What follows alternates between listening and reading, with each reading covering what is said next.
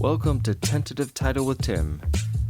This is a podcast about creativity, about process, about filmmaking, and about screenwriting. Welcome, everybody, back to the podcast. I hope everybody out there is doing well, wherever you are in the world. So today, I wanted to talk about something that I've been thinking, just kind of been thinking about it for a while. And, this is kind of not really in my wheelhouse, but I grew up reading comic books and really being excited about, the idea of the X-Men and just all the Marvel properties, just in Batman, Superman. I grew up loving the Superman movies and stuff like that. And it seemed like all of those films, even though they kind of went off the rails, depending on what franchise you're talking about, even ones that just they had one installment that was just terrible. It always seemed like there was this idea of this linear narrative for them. Like Superman, you see his origin story. You see, how he came from Krypton and came to Earth, as a baby and how he became Superman. And then the next one, and and he has his main challenge and he discovers who he is. And then in the next one, he has another set of challenges, another villain that he has to come up against. And then the third one, each one kind of got more and more absurd, as you went down the line. But there was always a sense that the character was progressing, the character was meeting new challenges, meeting something bigger and badder than they were. And, as a kid, I would have loved to have seen many more Superman movies. Even the last one, it's considered to be one of the worst of the Supermans. But I as a kid, I was excited about it. I loved seeing Superman be Superman and to overcome his challenges. And same thing with Batman. Even when Joel Schumacher took over, it still felt like the characters were progressing. They were meeting new villains. They were met with new challenges. Even though it got kind of really absurd until Christopher Nolan came in and redid the Batman. So what really starts to happen now, especially on the DC side, Marvel has been pretty good about keeping this linear arc. Where we start off with Iron Man, then we ended with Avengers Endgame, and that was a beautiful arc of movies. You could debate the quality of those films, but overall there was this linear story that was happening, and it was so great to watch unfold. But now we're in the phase of Marvel where they are going into the multiverse, and now I don't know if that's a good idea. It definitely is challenging, to say the least, but I don't know if the audience is gonna go along that ride with them. Now, I could be wrong. I've been wrong about a lot of things, but it just, thinking of the way in which audiences consume movies, it's are they gonna really want to watch a film that they have to watch, 20 other films in order to get the idea of what's supposed to be happening, and especially if they end up having two of the same character somewhere because they have a multiverse, and I haven't seen it yet. I don't know what they're doing, but I have faith that they know how to tell the story well enough that they can do something really challenging and for the audience to understand, and they'll still make it in a way that the audience will understand what's happening. But on the DC side, there seems to be like multiple iterations of Batman and of Superman, and it sounds like they're, like I heard a report that, they're going to do a Flashpoint movie, which basically is a multiverse movie in which like they can bring in multiple Batmans and Supermans and all that kind of stuff. And, the idea I was actually pretty excited about. I was like, wow, this would be really cool. You get to possibly have Michael Keaton. Maybe they'll bring in Val Kilmer. Maybe they'll bring in Christian Bale. Who knows? Like there could be any number of like Batmans because of the fact that like it's going through it's going through the fabric of time and space. It's a multiverse. And I thought, wow, that's going to be really interesting to see if they're able to pull it off. But then I kind of let that idea, settle, and I thought, well, but is that really a good idea in terms of like trying to fit that into a movie? I mean, maybe it might work better as a TV show, or I don't know, but like in the visual form, I was thinking about the fact that whether or not that concept could work in film. And I'm not saying that it's not going to work, and I'm not saying that like I'm not going to be proven wrong, once I see those movies. But just in terms of like how complex the narrative is going to get, like a movie can be complicated, but it's really not supposed to be that complicated. Like you're going to have to give your audience this kind of through line that they can follow, or else they're going to just be lost. And then, if the whole game plan is that, okay, we're going to set up a multiverse just so we can have a bunch of movies afterwards or shows to explain everything that happened in this one movie, then that's not a great like plan either. So I don't know. It was just something I was thinking about, and I was like, is this really a good idea? Even though I'm really excited about it. And like, it also kind of seems like they're copping out of being creative as well. And so let's put like Marvel and DC aside. Just in general, the idea of having a multiverse seems like a cop out. It seems like you're giving yourself a silver bullet for if you write yourself into a corner. And let's say, and so I guess a simpler example might be with like Star Trek. So there was Star Trek, years and years and years of Star Trek, the show, the different series and all the like the movies. And then in 2009 there was this alternate version of Star Trek that was going to be on this like they called it the Kelvin timeline.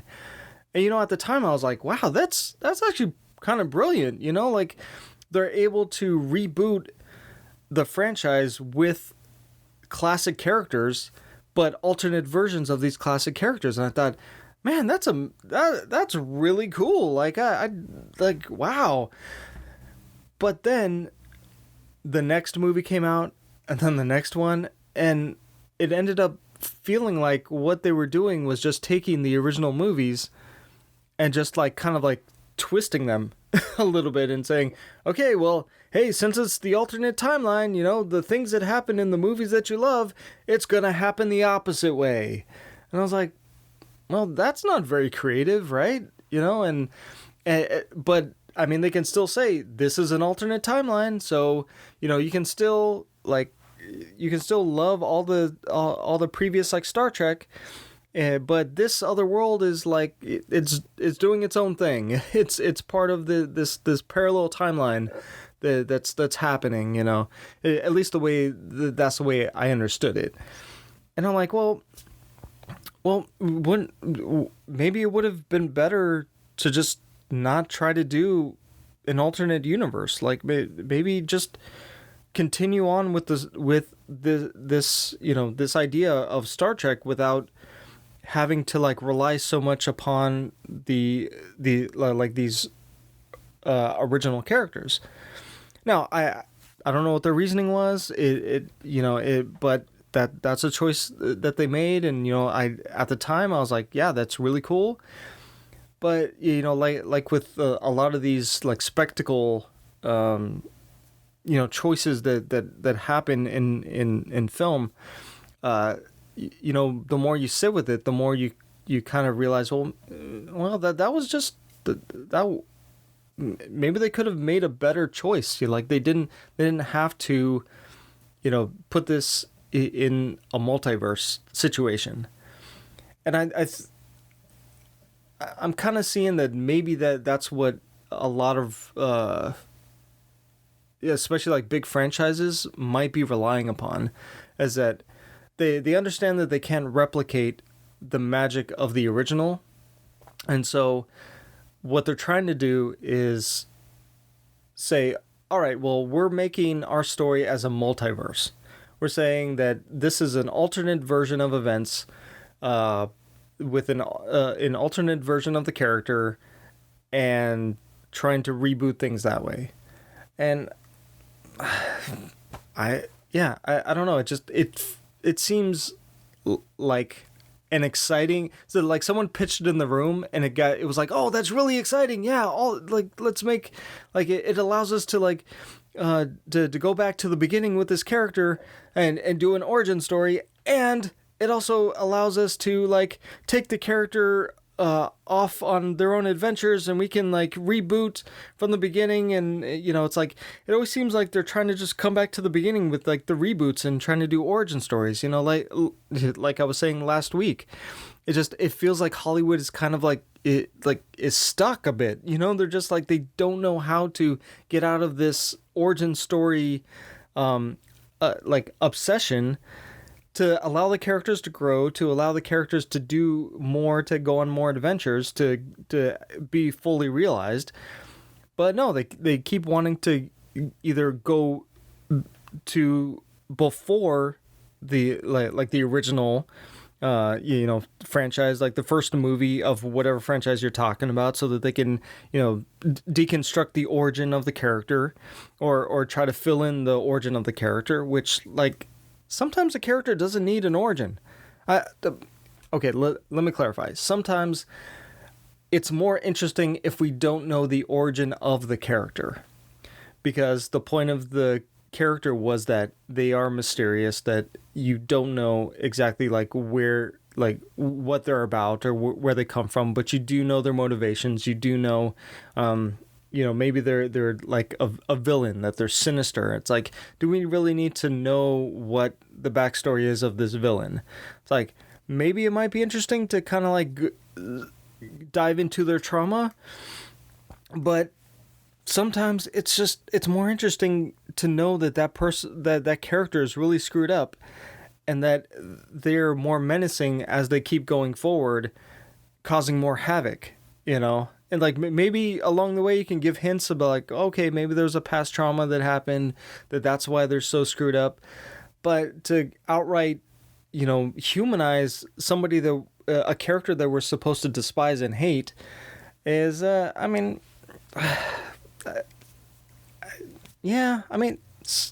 maybe maybe it's interesting.